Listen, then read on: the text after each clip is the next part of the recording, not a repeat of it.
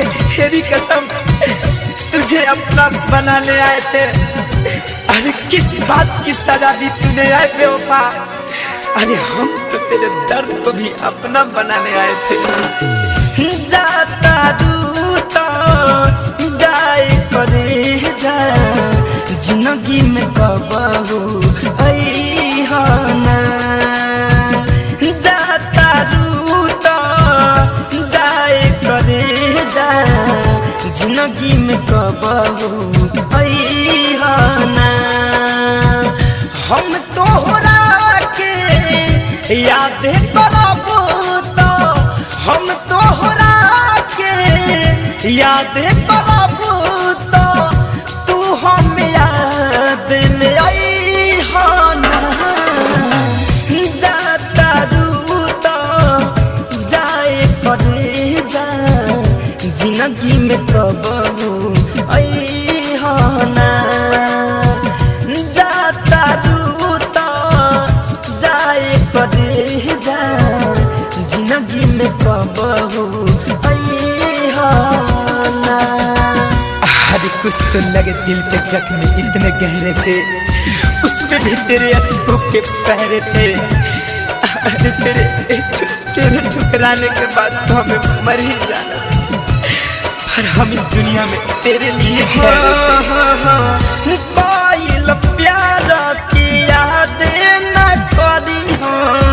याद में बहुत रोवेला तरफ तरफ के दोनों रे अखिया खून के आंसू बहावेला हो।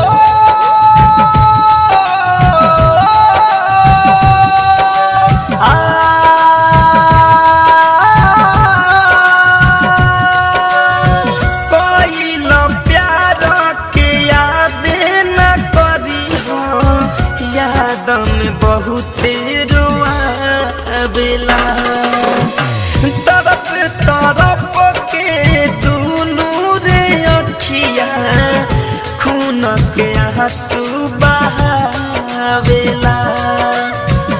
बार बार याद करके प्यार वाली बात करके दिलवा पे चोट लगई हो ना।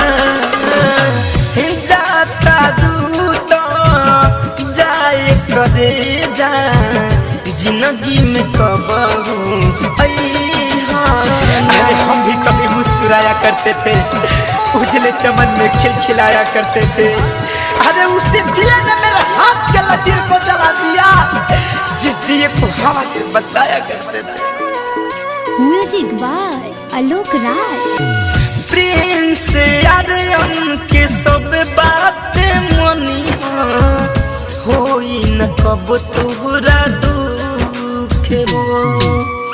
धड़कन धनंजय के रखी हो सहेज के मिली सब नहीं से सुख हो। जा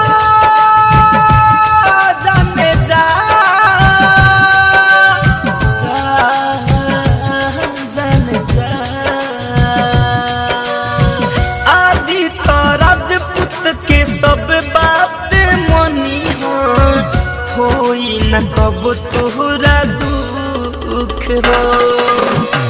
धड़कन धनंजय के रखी हो सहेज के मिली सब नहीं से सुख हो। इतने निहोरा बात तोहरा से पियावा के तना सतई होना। जाता दूता जाए करे जा जिंदगी में कबहू अइहाना। जाता दूता जाए करे जा जिंदगी में कबहू अइहाना।